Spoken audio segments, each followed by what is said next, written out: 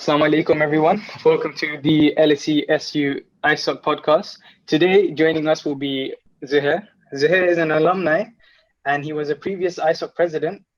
And a lot of you guys will know who he is. And for the freshers, hopefully by the end of this, you have a good idea of who he is. So how's things going, Zuhayr? Assalamu alaikum wa rahmatullahi wa barakatuh. Yeah, alhamdulillah, everything's like well on my side. I guess obviously today is day one of lockdown 2.0. So still trying to comprehend what we're going into. But I guess we've all been through the first one, so now it's just sort of getting through the second one now, I guess.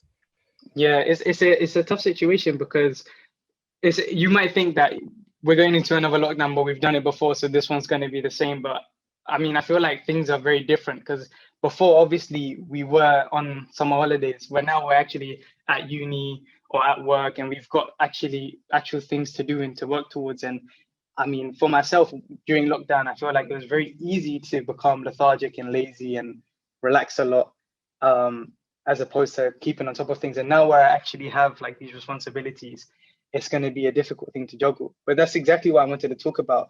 I wanted to ask you, how can we as Muslims and students make our lockdown productive? But let's start on a kind of lifestyle / academic aspect, and then we'll talk about the spiritual aspect later on. Okay, no problem. So I mean, if I'm to look back at the first lockdown, so you mentioned the point about feeling lethargic and lazy, and I think having been through one sort of lockdown already, we sort of can look back and evaluate and come to terms with what our weaknesses are, what our strengths are. And obviously you being a third year, you understand what's on the line this year with regards to your degree. Likewise, other people have other commitments going on. I think the expectation is for life to sort of carry on within this second lockdown, whether that be education, as institutions are still left open. With regards to work, life still goes on, right? And so it's just about adapting. I think that's the sort of big step going into this lockdown.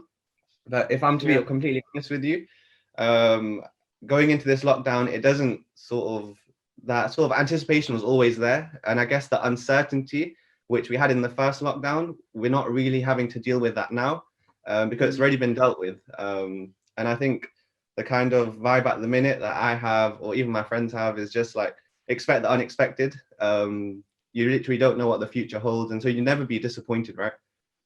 Yeah, I guess like you have that aspect. I think one aspect for a lot of people going into a second lockdown was that when things eased, everyone was kind of relieved. Everyone's getting back into their kind of routine, a new routine as well that kind of, works with social distancing and the new rules that exist everywhere. And I feel like a lot of people, their routines now have just been completely shaken up. And it's just, it's a horrible position to be in, especially when you're a student where, you're balancing your academics, your vocational work, and then also your own personal health and everything as well. It's like tricky. And it's just like, what do we do now? Because we're going to have a lot more time on our hands because we can't go to the gym, we can't go out with our friends and stuff like that. But we also have a lot of things that we can do as well. Okay, so you made a valid point about routine, and I think that's the one sort of thing I picked up on in the last thing you said. Now, when it comes to routine, it's important to not be too harsh on yourself. And this is one thing it's taken me a long time to come to terms with and realize is that when we sort of set a routine for ourselves, especially in this lockdown, we have that flexibility to set a timetable out for us or routine that is suited essentially to our day without the sort of overarching commitments being thrown in. So, for example, the fact that I'm working from home, I don't have to factor in travel time. Maybe in the morning, I don't have to shower straight away. I could shower at my lunch break. Like all of these things, we should see it as blessings in terms of having that flexibility to really put together a schedule that suits us. Likewise, with regards to your studies. So if I'm to put this in perspective, right?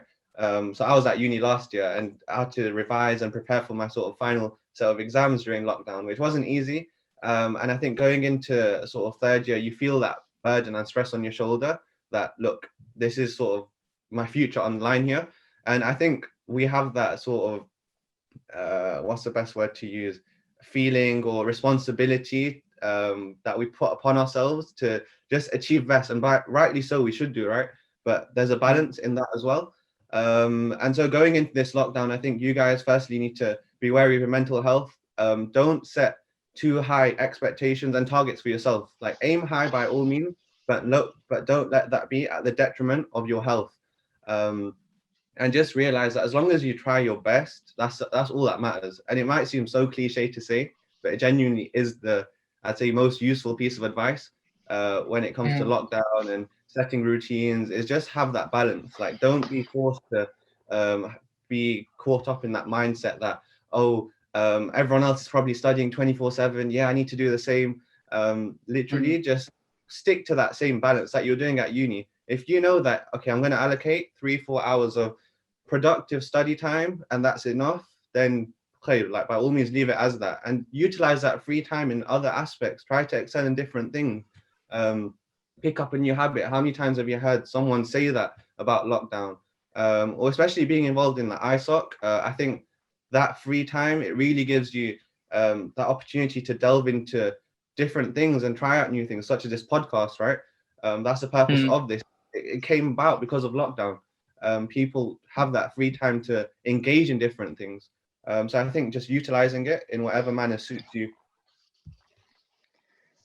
Yeah, and that's a good point. I think it's a weird concept, right? Because a lot of people who I spoke to, it's like what you have that conversation when you see someone after 8-9 months that we haven't seen each other for, and it's like, how was your lockdown? And a lot of people are like, oh, I had so many plans to do, but then I just didn't do any of that. And it's like, I think for me personally, that's a big fear that I have, given the amount of things that I have on my plate right now, like just the importance of academics, applications. And I feel like it would be the same for first years and second years, because the first years that I have spoken to, they are like, they've got that the general LSE stress about spring weeks, about keeping on top of work, and that they just fear that perpetual cycle of just continuously falling behind. And it's just, I think a lot of people are actually, their fear of falling behind is stopping them from keeping up to date. And I feel like that's something that is very important for us to just remember. Like all of these thoughts that we get of why something can go wrong, we just need to forget about that and just do whatever it is that we need to do. And like that's for myself first and foremost. And it's like it's just it's a daunting thought, but I feel like once you get that behind you, then the only way you can look is forward and just keep going. Yeah, I think I definitely agree with you on that. But with regards to like this lockdown or even the first lockdown, if there's anything that this pandemic's taught us, is that we can plan, right? You can have your goals, you can have whatever sort of plans you have for the future, right? But essentially, Allah's plan always overrules ours, and we don't know what the future holds. And so it's important not to get sort of put down when plans don't go sort of the way we wanted to. And don't sort of get tied up on the means that you're taking to achieve that goal, and realize that, look, in all due time, it'll happen. If it's meant to happen, it'll happen, right?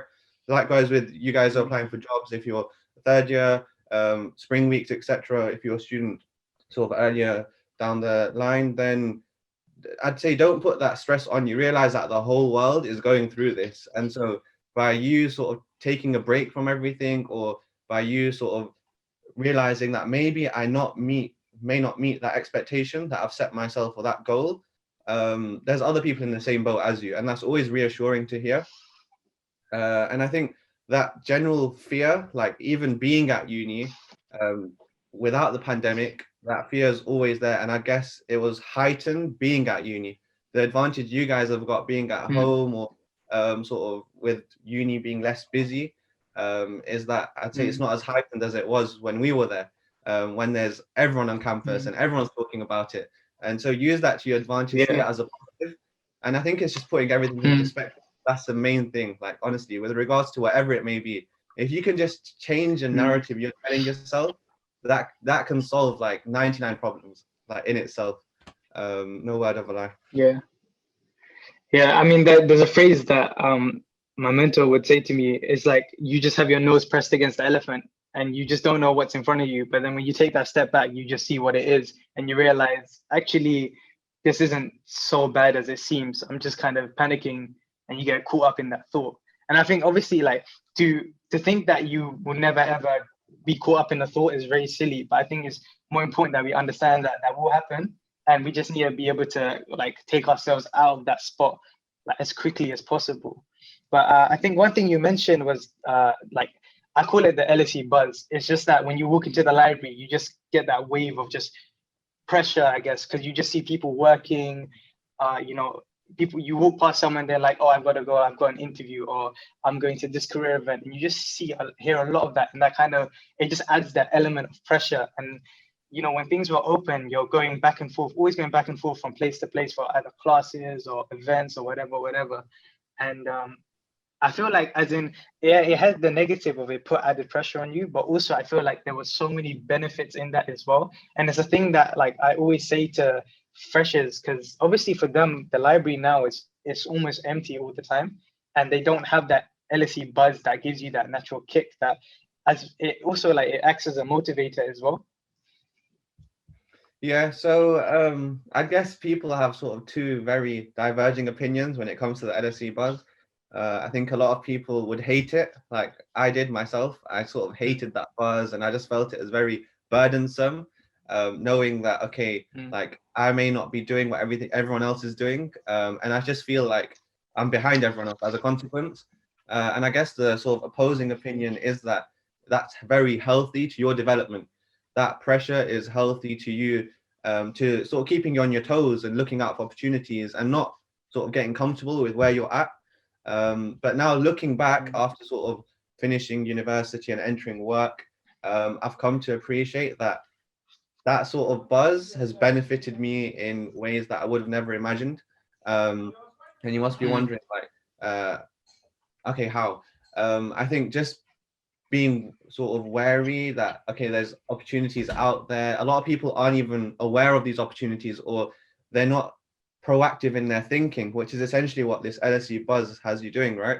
It's just you thinking ahead and being proactive. And that sort of skill is transferable. And so when you start work, you'll notice these things. It becomes apparent to you that, okay, I'm aware of this, or you just pick up on things that other people don't, those opportunities, and you see value in it, which other people don't, which is very important to your development. So I think there's positives in it. Yeah, I think like there's a people underestimate the skills that you pick up without even knowing coming to university, especially LSE specifically. There's like the atmosphere is very unique, very different, and you pick up certain skills that you wouldn't think are important, or you wouldn't actually know that you've got. And one of them that I think is so important is communication. The fact that you come to LSE and it's extremely diverse, and you have people from like one of the wealthiest families from a country, and then you have someone from like the lower class, working class, sorry.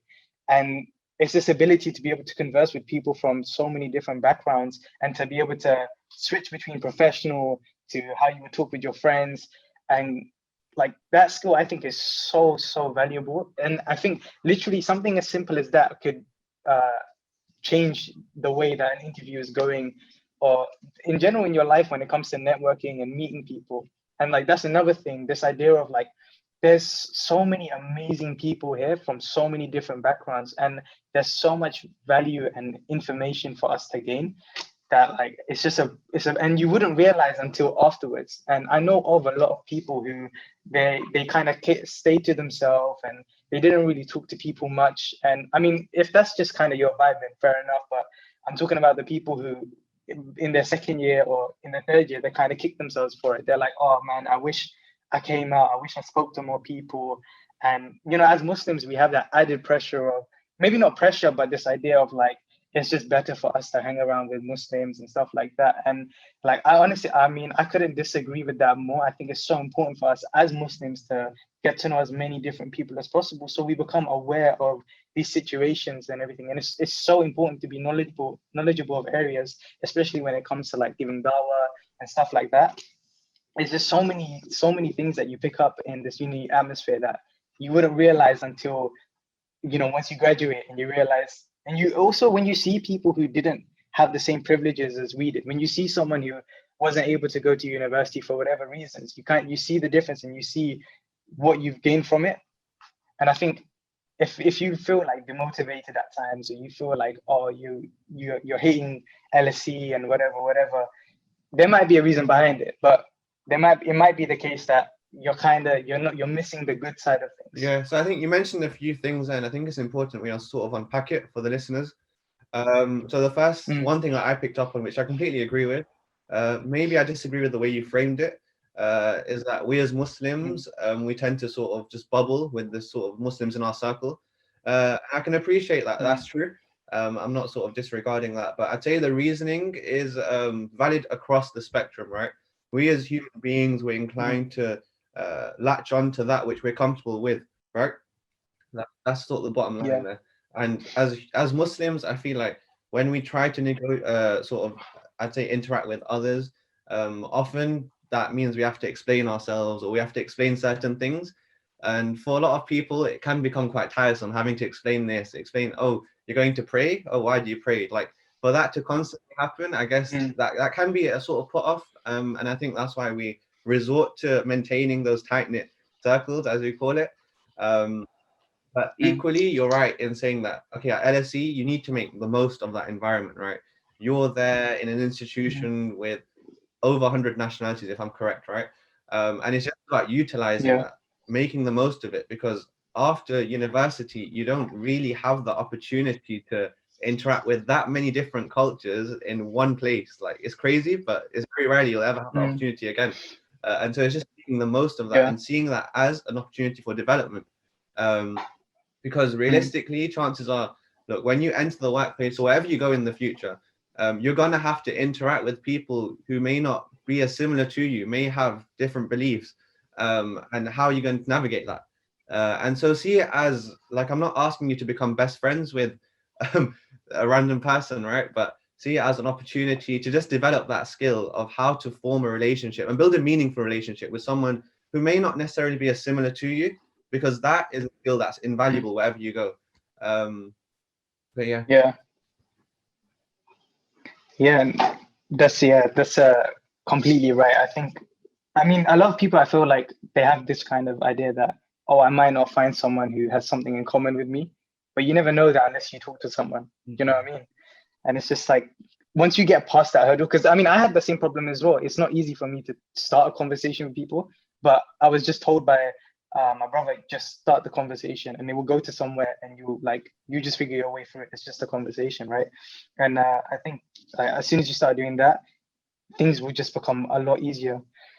I think, so that's the academic side of lockdown, which then moved on to the LSE atmosphere, I guess. But now I wanted to talk about the spiritual aspect of lockdown. And one concept that I want to talk about is this idea of like, there's a extreme lack of accountability when we're in lockdown, when we're by ourselves. And I feel like for a lot of Muslims who are I mean, we're all developing as Muslims. You will never be the perfect Muslim. But for those who are kind of just beginning to kind of work on themselves, losing that lack of accountability is very difficult to deal with.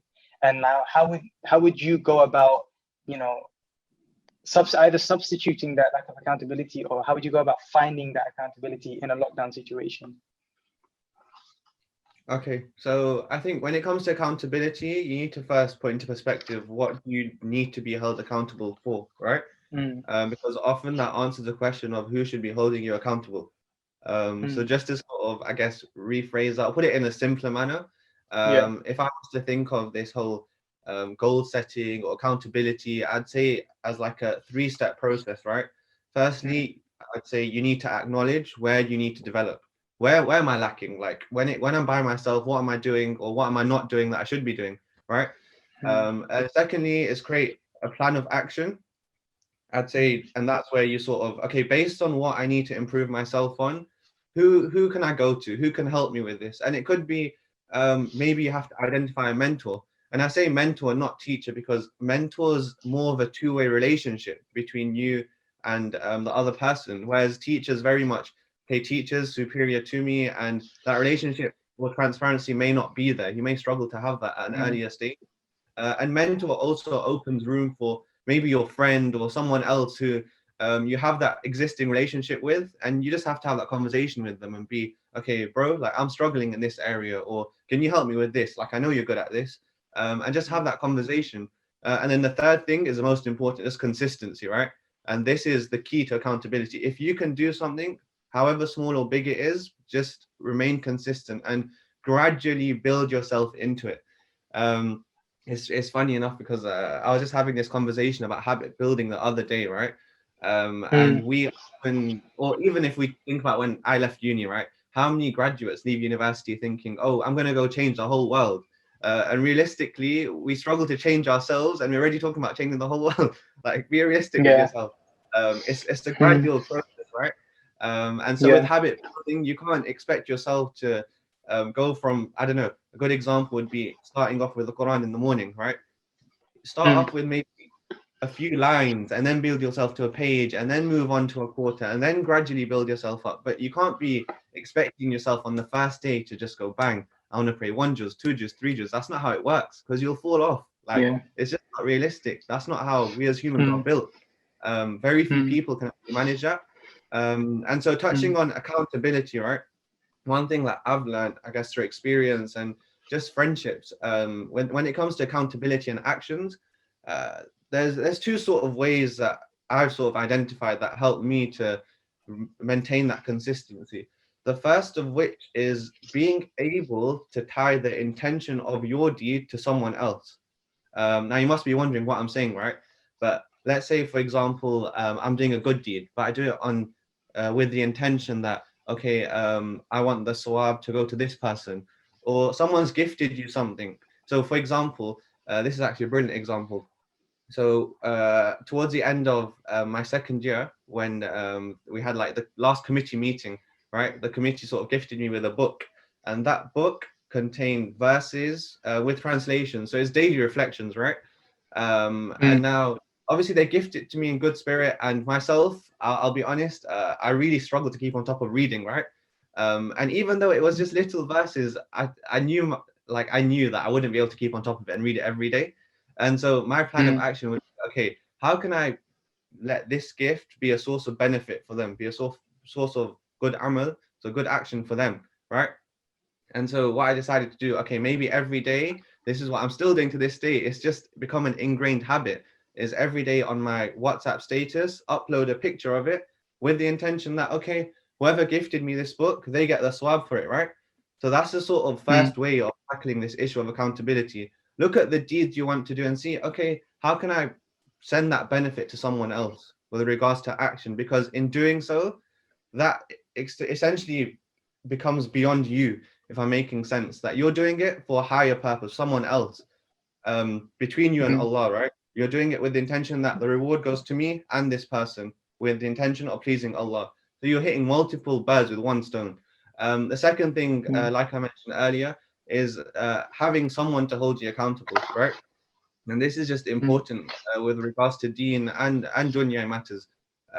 You've noticed, you mentioned yourself, you have a mentor, and I think you can sort of testament how that has benefited you, and I can as well. Just knowing people who have been through it can impart their wisdom on you from the experiences they've been through. And nevertheless, I know holding oneself to account is a lot harder than having someone else hold you to account. And it's just about finding the right person to help you.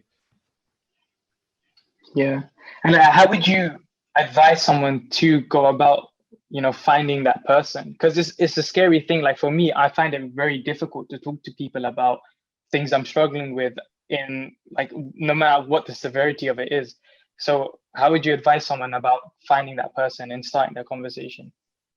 Okay, no problem. So if I was to give advice, firstly, if it's a dini matter, for example, I'd say being an ISOC, you're already blessed with that opportunity to be surrounded by people who are on that same mission as you.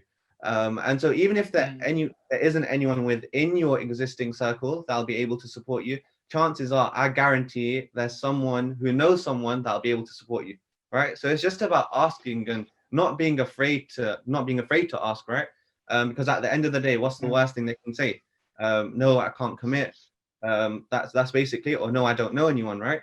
But if you don't ask, you'll never know. If there's one rule I've learned, like through life, is just ask. Never be afraid of the answer. Just ask, because worst case is just going to say no. And if they say no, then you know where you stand. But what's worse is you sort of speculating and guessing, oh, they're going to say yes, they're going to say no. What happens if they say no? And overthinking it. I think that's the one sort of problem that we always find ourselves in. Yeah, no, definitely. I think it ties into what I mentioned earlier on about we just overthink consequences, and that prevents us from acting. And more often than not, it prevents us from acting in a way that will benefit us greatly. And I think, I mean, one thing that helped me in that situation is you got to remember that, we have Allah by our side as well.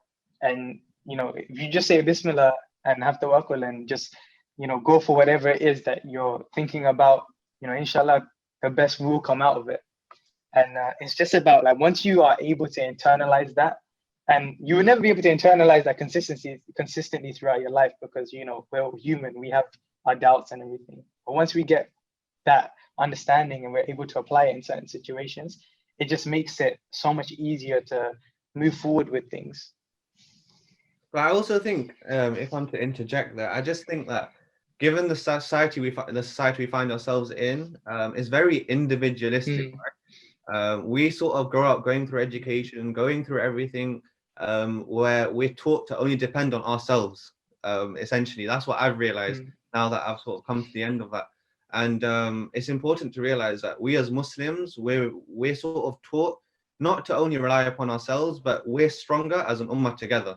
And it sounds so cliche, but Allah subhanahu wa ta'ala says in the Quran several times, the amount of times He refers to us as a balanced nation. وَكَذَلِكَ جَعَلْنَاكُمْ أُمَّةً وَسَطًا, and even says وَاعْتَصِمُوا بِحَبْلِ اللَّهِ جَمِيعًا, and hold tight to the rope of Allah together. Right? These references are there to show us that we're stronger together. And so if we need support, ask other people, ask your Muslim brothers and sisters, right? Like, they're there to help you. And we tend to forget that, but it's such a basic piece of advice. Yeah, I mean, definitely, I can definitely like account for that, because for myself, honestly, the amount of support that I got from you guys, the second and third years when I was in first year, honestly, it was life-changing, because especially like as a first year, like straight up, you're gonna change the most during your time at uni. Most likely, you will develop who you are for the rest of your life through uni, and you wanna make sure that you become the best person that you can be. And I think, like, honestly, the ISOC was the best place for me to take those steps and make those changes, because I had such good people who I could rely on, who I felt comfortable talking about, and everyone was very supportive in a sense. I think it's when you find someone who's supportive instead of someone who will reprimand you or tell you off when you've done something wrong, instead of sitting you down and saying, look, all right, you've done what you've done. What we need to do is we need to think about how you won't do that again, or how you improve from it, what can you learn from it. And when you find someone like that, then I think like you find yourself a gold mine. Yeah, no, definitely. And I think being at an institution such as LSE, I can like sort of, if I look at my friendship circle now, even within the group of third years that I'm still keeping on contact with, I look at them and I'm just like, wow, like, how am I in this like friendship circle? I just don't deserve to be here. Like, it's so much better than me. I think when you sort of look at your friends, that is ultimately a reflection of you, right? And that's something you need to keep in mind. The goals they have are very much a reflection of you too. What their aspirations are, very much are reflected in you too. And as much as they may disagree with that, it's the truth. Yeah. I think, like, I was talking about this with someone earlier on, that, this concept of, I mean, it's emphasized a lot in Islam as well, of, you are the group in which you are involved in. And with that, like, that doesn't just apply to, okay, you're in this group, now you're stuck in this group. That's not how it works. It's like, you see the group and, okay, I want to strive to be in that group. But it's more about actually, no, you don't have to work your way up to that group. You just go to that group, and naturally being part of it, you bring yourself up. It's not like you have to be at a certain level to be part of this group, and so on and so forth. I feel like a lot of people have that worry. Like you said, like you get those thoughts of, oh, I shouldn't be around these people. These guys are at this level and I'm just down here. And like, it's a very intimidating thought to have. And I think, I mean, it goes back to what we were saying earlier, like, you just got to go for it and just do it. Otherwise, you're just going to be kicking the can down the street. if you don't make that jump and you just don't involve yourself in that group. And I think that ties in a lot to, knowing yourself and knowing who you want to be, and identifying yourself with people who you want to be like. And I think it works like both ways. That, I mean, I found for myself that you see someone with qualities and you're like, wow, I wish I was like that. Naturally, you spend more time with that person and you'll see that over time, you'll pick up those qualities as well. And it's the same way if you hang around with someone who has bad habits, then you would find yourself falling into those bad habits as well. Yeah, I think that's a valid point, but it's equally, I think we can't be too hard on ourselves too. I think people are good and excel in different things, right? Everyone's got their sort of niche with what they're known for, right? Yeah. And so it's just having that visibility, I guess, and knowing that, okay, I'm hanging around with these people, right? And they may benefit me in some sort of manners, but equally, I don't want to jump to that extreme too. We need to put it into perspective, right? Because you want to sort of be a holistic individual, one that's able to excel in all different facets. And that's the one challenge that I've found is being able to excel in all those different facets can almost become a challenge, because it's very rarely you'll find that within sort of one group of friends. Maybe one group of friends, they're better for you when it comes to your genie development, but when it comes to your professional and academic development or that kind of side of things, you may need to reach out to another circle. And so just being wary of that is very important, and not to get too sort of locked into one sort of mindset and one friendship group. I think that's very important. Definitely, I couldn't agree more. I think, like, I mean, that just ties back into the atmosphere and the LSE environment, in which you have people here that excel in so many different spaces, and it's important to, like, it's like, honestly, it's like a pick and mix. Like, everyone will have their like go-to group of their close friends, but it's so important that you balance it with other groups and other things, and that's the way how you learn new things as well. Because if you don't if you don't hang around with other people, you're just going to be learning one thing and just be stuck with kind of one mindset, and that also makes things difficult for you when you meet someone who's different from you. For sure. But I also think just based on sort of the things that I've heard at uni, or just people's sort of stance on the whole friendship thing, is that a lot of people may have that mindset that, oh, if this person is not my close friend, then I shouldn't really bother to keep in contact with them. Like, they only consider their friends to consist of their close friends.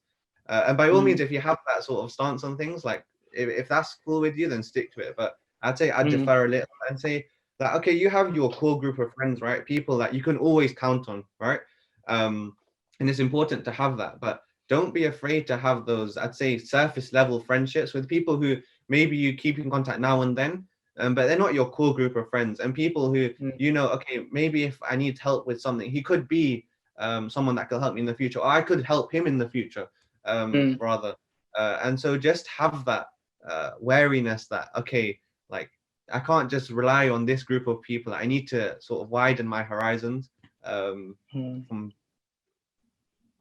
Yeah, definitely. I think, those are really good points. And I think by doing these things ourselves, it builds our character and it makes us better people inherently. It just makes us, because, like, it will just make you more approachable as a person as well. And it kind of, like, I always attach the sunnah of the Prophet ﷺ of how everyone felt like they were his best friend, and I feel like that's something that's is so important. And actually, we tend to overthink what it means to be someone's best friend. And honestly, for some people, just smiling at someone could be enough for them to think of you as a very good friend and someone who they're happy to be around. And it's honestly, like, like you mentioned, you don't have to message someone every day or constantly see them to be best friends with them. I think this might be the same for you, but some of my closest friends I might only talk to once every 3, 4, 6 months, and we just stay on top of things. Like, it's like nothing's changed. No, definitely. And I think being in lockdown now and starting work, etc., like, you go from a period of university where you're seeing the same people every day to not even seeing that group of people for how long. Like, I don't know when was the last time, I'd say a few months ago, the last time I actually met my friends. Obviously being from Leicester, out of London, and then the whole lockdown thing. So you genuinely don't know, like, when you're going to see them next. But the fact of the matter is that when you message them or when you call them and they pick up the phone, then things are back to normal. Like, you know that nothing's going to change. They're not going to think, oh, this guy's not messaged me for this long, so why should I be talking to him? Like that's not how Yeah. things work, man. Like I think people have that misconception that, yeah, like when we leave uni, we're going to be in contact, like, I don't know, every week, but once you leave uni, you realize that the commitments and responsibilities just start piling up and up and up. And it Definitely. becomes a matter of prioritization, right? Need to know, okay, where do my priorities lie? And by me focusing my time on this, what's going to be the sort of detriment to the other things? And often with friendships, it's not just you going through that catch-22 and making that decision. Everyone's making that decision, right? They've got 101 commitments to keep on top of, and obviously you want to keep in contact with your friends, but it may be the case that you just can't commit to that weekly call that you had in mind when you left uni, and it's just making it manageable, right? Yeah. You mentioned that you live in Leicester, and actually I wanted to talk about that a little bit. It was I wanted to talk about, because going from Leicester to London is a big change, right? And I wanted to ask you, like, what did you think, like, what did you feel the main differences were between like London and Leicester when it came to the Muslim community? So I think spending sort of 3 years away from Leicester and then coming back, it really makes you sort of enter the city with a new perspective. And I'd say the one thing that definitely became apparent to me is just how multicultural, actually intercultural, I'd use that word, London is, as opposed to Leicester.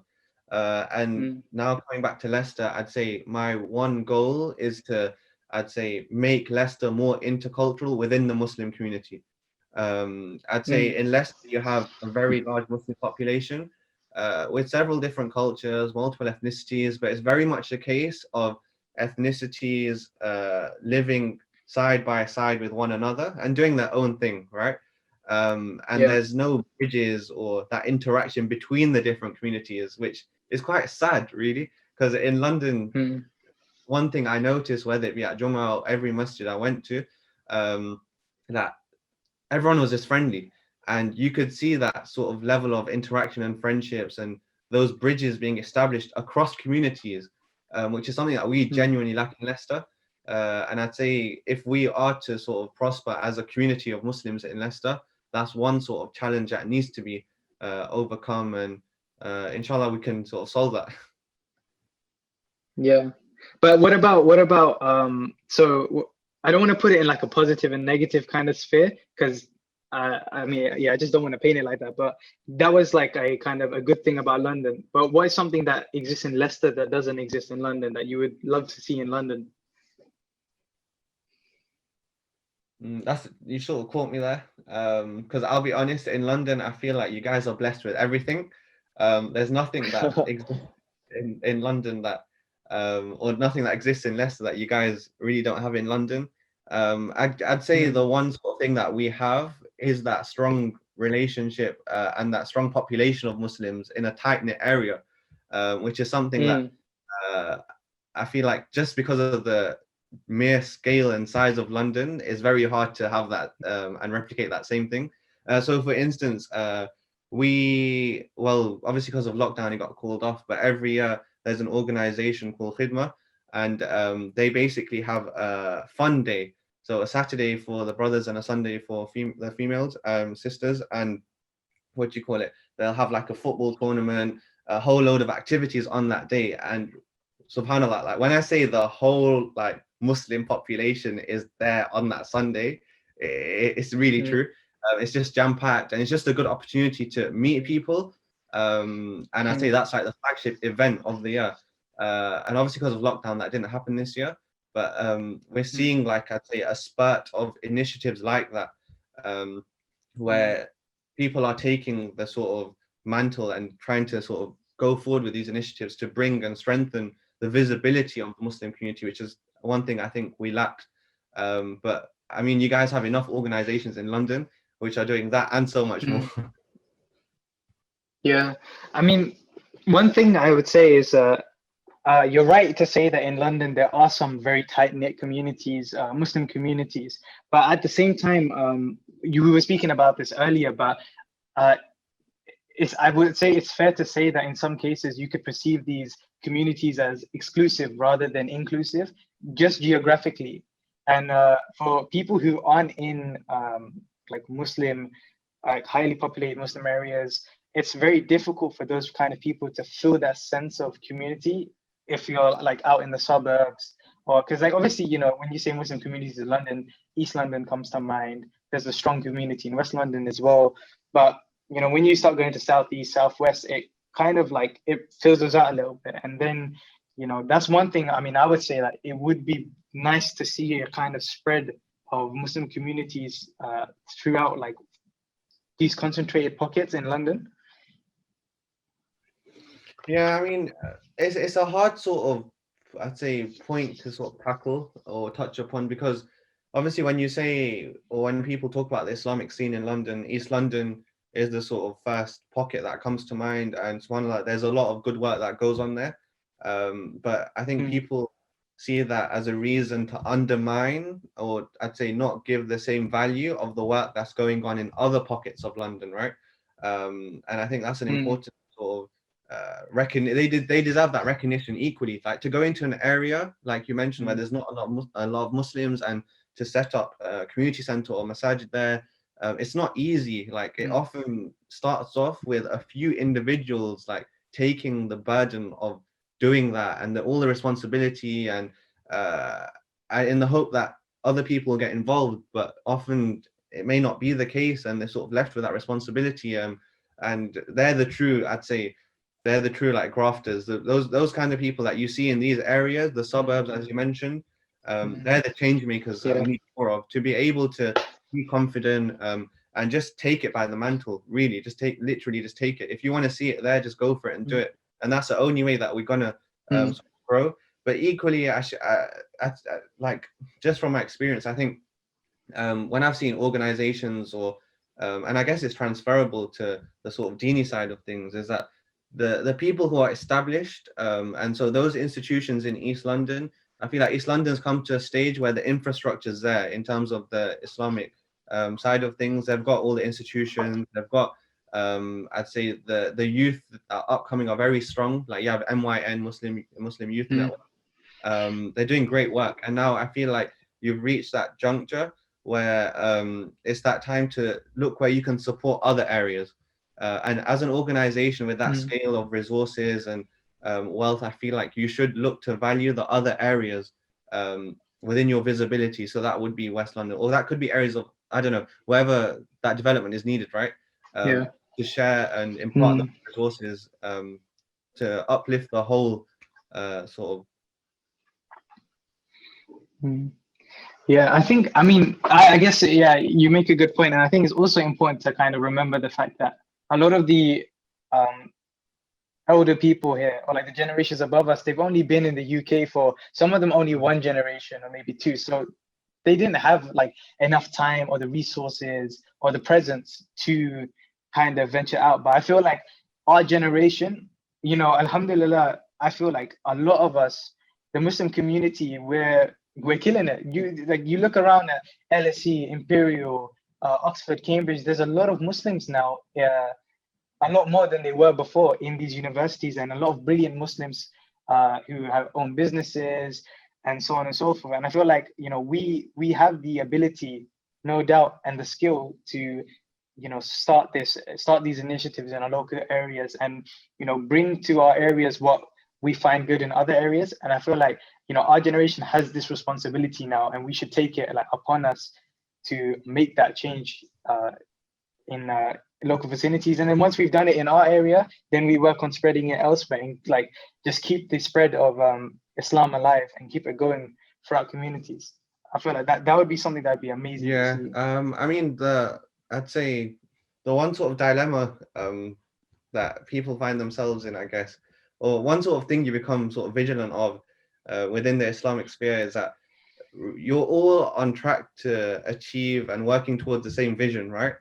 And so those people that are doing the same things in different areas, they're not your competition. You can't see them as competition. because you're on the same, you're working towards Yeah. the same thing, and you're looking to please the same superpower, ultimate being Allah subhanahu wa ta'ala, right? And so that's where we need to sort of look to build those bridges and realize that, look, these guys are not my competition. They're sort of like my brother or my sister organization sort of thing, right? To a better way to phrase it.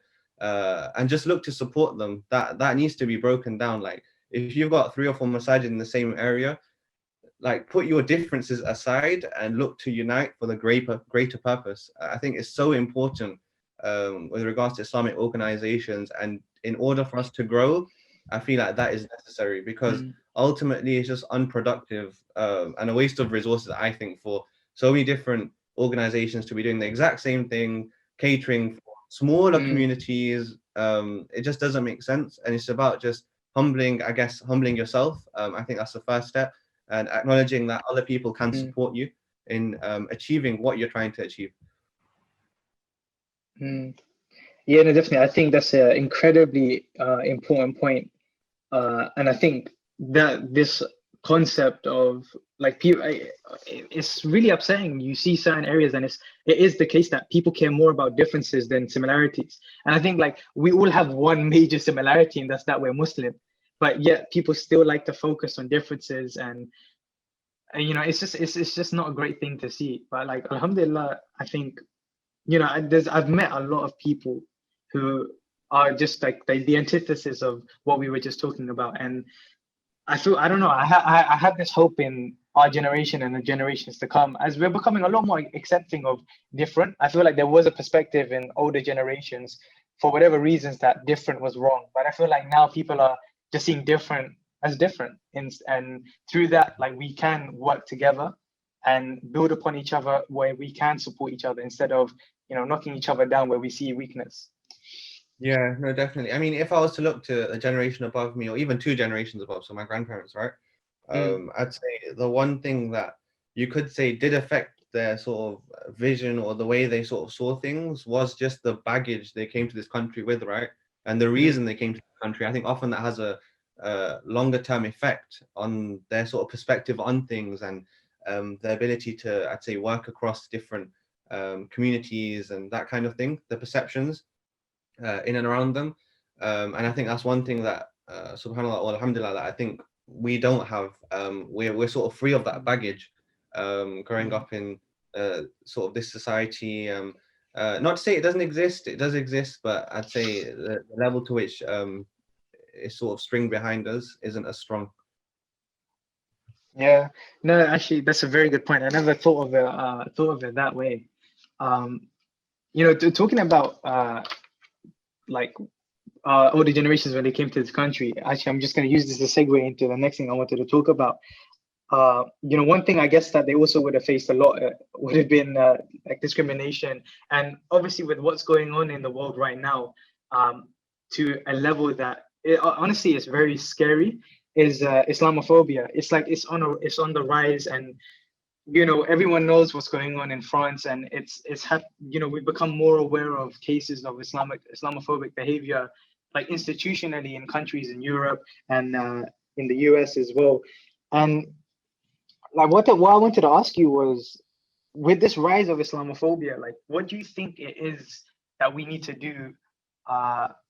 First of all, like kind of as an ummah, but then more specifically, what we can do as students, because it's different, very different kind of environments that we'll be dealing with in that. Yes, I mean, it's an important question. And I mean, you have seen the sort of, I'd say, inception and rise of organizations who have been established specifically to tackle Islamophobia. So MEND, for example, is doing exceptional work.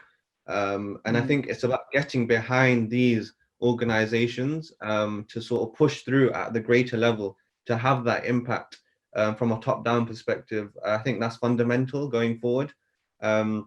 But from, I'd say, the opposing end of things, from a bottom-up perspective, you can say, I guess the responsibility falls with us to, as you said right at the beginning of this sort of recording, to go out and try to challenge those perceptions, try to break down those negative perceptions surrounding the Muslim community. and not be afraid, because I think that's the one sort of thing. I think we going through university, entering different environments, it's that fear of, okay, what do they think of me and of my actions? Am I going to be held accountable for the whole of? Do I speak for Islam essentially based on my actions? I think that's an important sort of thing to come across, because it's often the case in media that's the representation that's used. One person's action seems to define the whole of the Muslim population, and how stupid is that? But it's the reality you face in this day and age as Muslims, being faced with adversity. And I think it's just up to us to break down those barriers, look to form those relationships, try to get involved in different organizations. So I know at LSE, for example, I was quite heavily involved with the Faith Center. And so I'd say the first step for me was looking to establish, or I'd say raise awareness of Islam across the different religions that existed in the faith sphere, you could say. And then moving on from that, now I'm entered, like, obviously the world of work. I think the responsibility still lies with you. It doesn't sort of, the buck doesn't stop there when you finish university, right? Look to do what you can with the opportunities that sort of are thrust upon you. So that could be within your immediate teams, because it often is the case, and it might sound like so strange, but we take it for granted. But there's genuinely people you'll come across who their only interaction or ever they've heard of Muslims comes from the media.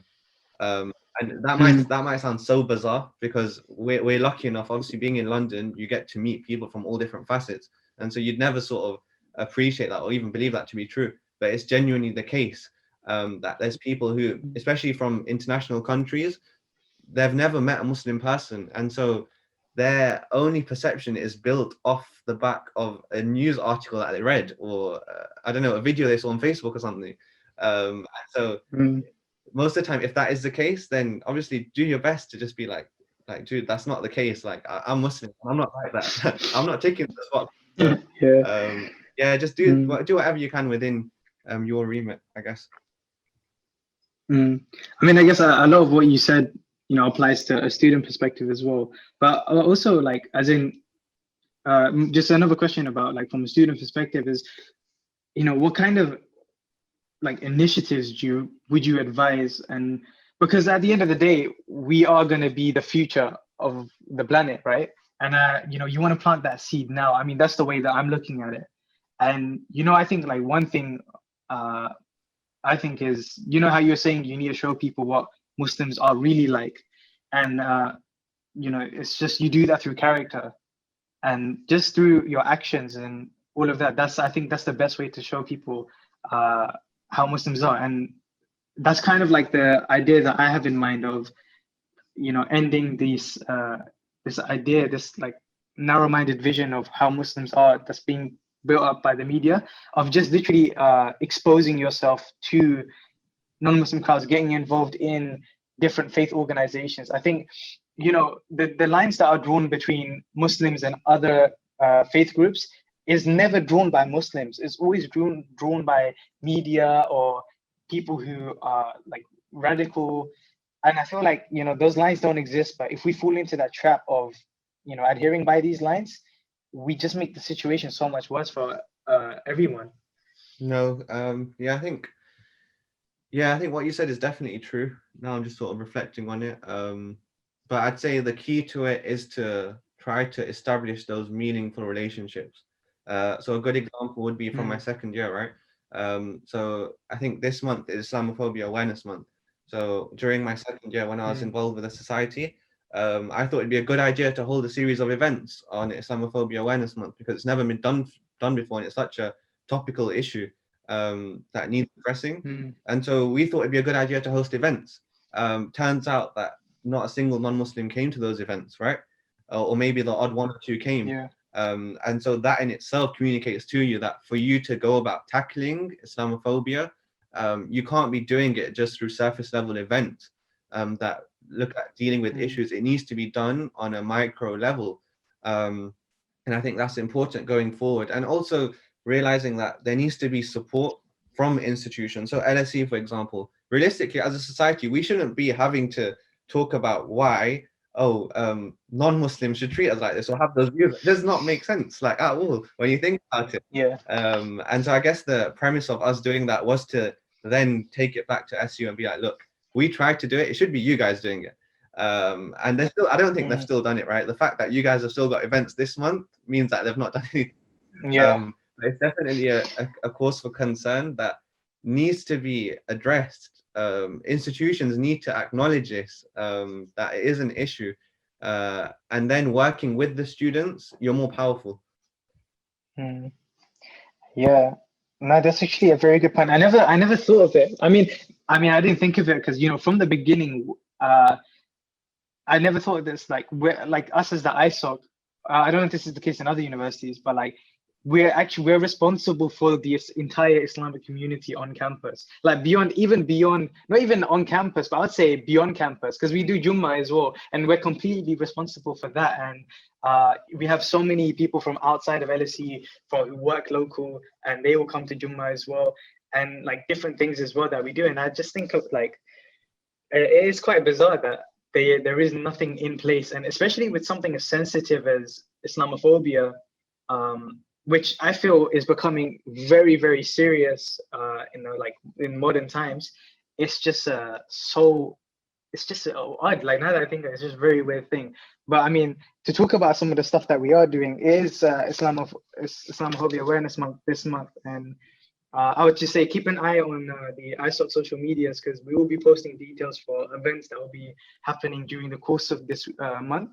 And yeah, there's going to be some good things that are going to happen. We're also doing the Islamophobia stories, where people share stories of their experiences, and they're extremely insightful. And I think there's so much that you can learn from them. But yeah, no, that's that side of stuff on the Islamophobia stuff. I'm just frazzled by that thought that, like, it's no one's doing anything, and it's just kind of been put all on the weight of the community, I guess. But I guess that also points out the fact that, you know, as a community, you know, I've never seen, you know, at the same time, as much as I'm seeing a lot of people put down Muslims, I also haven't seen this many people support Muslims as well, which is a very warm feeling. I don't know if you see the same as well. Yeah, I think I'd agree with you, but it's often the case, I'd say, the whole thing about echo chambers, right? So the people that are sort of within your circle, that's the only sort of views that you're exposed to. And so I guess the minority of people, if I should say, that do sort of try to uplift Muslims and speak in the sort of face of adversity on behalf of Muslims, I feel like maybe their voices aren't loud enough, or we're just not exposed to that side of things. But I definitely do think there are people, well, I've met people out there who aren't even Muslim, and yet they acknowledge and they can see it from an objective perspective that what's going on is not correct, and they just don't stand for it. So there are people out there, but I just think it's the case that, I don't know, the people that maybe are visible on social media aren't necessarily the ones who are on their sort of side of. Yeah, it sometimes feels like that the people with the loudest voices just happen to always be our opposition, in a sense. It's very, and those who do stand up for Muslims, obviously, you know, with like Mr. Ozil and what he's going through when he stood up against China and the Uyghur Muslim crisis as well. It's just a very unfortunate that it's like we have the platform, but then when we use the platform, it's taken away from us. But then when it's used for the opposite, it's perfectly fine, and it's actually kind of like publicized even further. And it's this whole, like, I mean, there was the whole argument with the cartoon artist. His mind just slipped my mind. But everyone was just advocating, oh, it's free speech, it's free speech. But again, that's a very one-sided view. It's not like there's free speech, but then you have to be respectful when you're advocating free speech. It's just that kind of juggling those two things. See, I'll be honest, I have a problem with this term free speech, right? Because I feel like when it's used, very much used, in essence, the person that's using it has the power to define what's meant by it. And so you must be wondering what I mean by that. But so for France to say, oh, we're doing this in the face of free speech, but it's equally free speech for us to speak out against it. or sort of condemn it, but yet you're sort of saying you guys can't do that.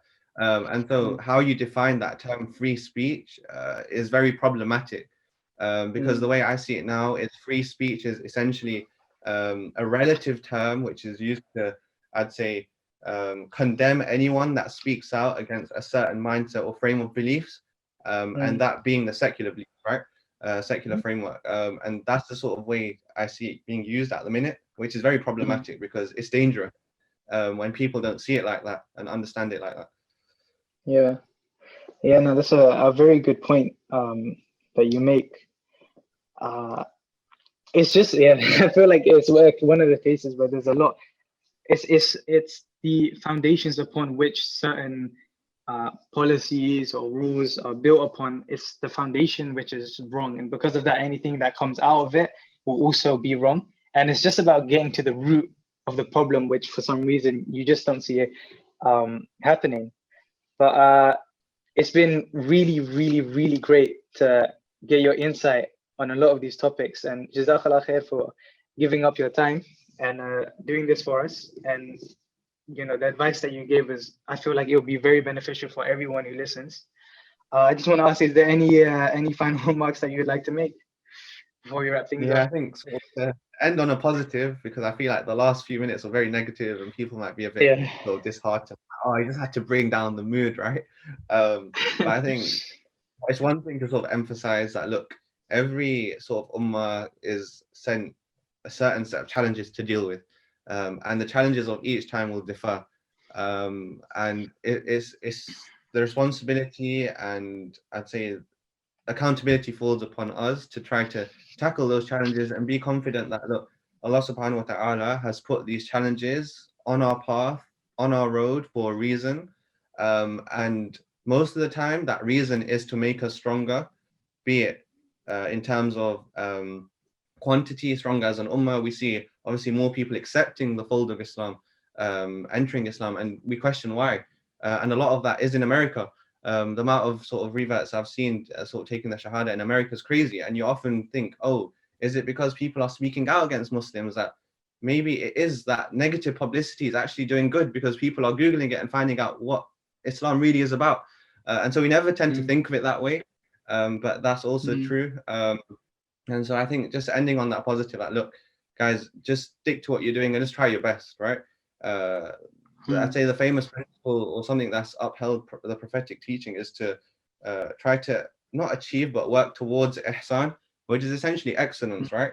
And that goes for all facets, dini and dunya. That's something we're taught, and it's sort of forgotten. The dunya aspect's forgotten that, okay, I need to try as hard as I can in my studies. I need to do work hard in everything, right? And there's a important point to make that the word translates as excellence, not perfection, right? Perfection automatically implies that there's no room for improvement, no room for development. Whereas excellence means that you're constantly on that trajectory of improvement. And I think it's just important that we remain on that and not to lose focus of the greater task at hand in all of this chaos that's going on. Yeah. Wow, that's you turned that very, very nicely. That is a brilliant note to end on. Again, Jazakallah khair, Zuhayr, and inshallah, may Allah bless you with a wonderful future, and would love to have you back sometime. Jazakallah khair for the opportunity, and hopefully all the listeners benefited. Assalamu alaikum wa rahmatullahi wa barakatuh.